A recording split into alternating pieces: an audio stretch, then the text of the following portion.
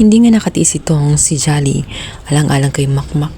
Talaga namang naglaan pa siya ng oras upang puntahan nga itong si Chloe at sabihin na mali ang kanyang ginawa, kung saan matapos ang ilang araw na pag-flirt niya dito kay Makmak ay paaasahin lamang niya ito. Ngunit sinagot lamang siya ni Chloe na kung ano man ang nangyari sa kanilang dalawa ni Makmak ay dapat labas na siya doon, at ang kanyang nararamdaman ay dapat hindi na kailangang ipaliwanag pagdating sa kanya. At sino ba siya? Agad namang sumagot itong si Jolly na ginawa niya ang lahat alang-alang kay Makmak. Bilang kaibigan, hindi niya gusto ang mga nangyayari kung saan pumayag siya sa ganong setup. Pagkatapos ay iiwan lamang niya ito sa ere. Gustuhin man ni Chloe na ipaliwanag ang kanyang side pagdating kay Jolly at pagdating sa kanilang dalawa ni Makmak.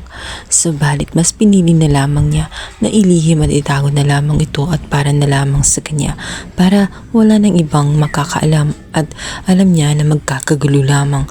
At hindi rin nakaitis siya at binigyan niya ng oras. Pinuntahan nga niya ito nga si Makmak para makausap.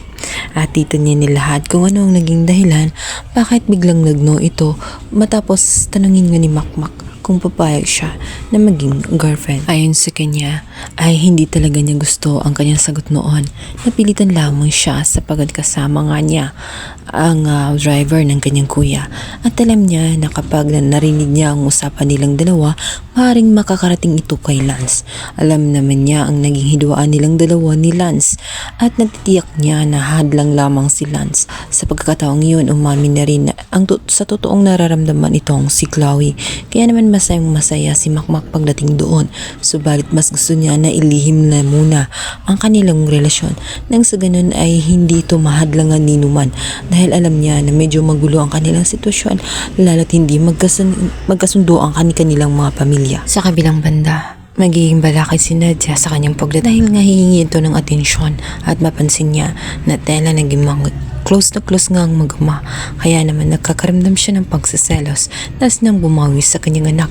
Kaya naman nagkikihati siya pagdating sa oras ni Makmak.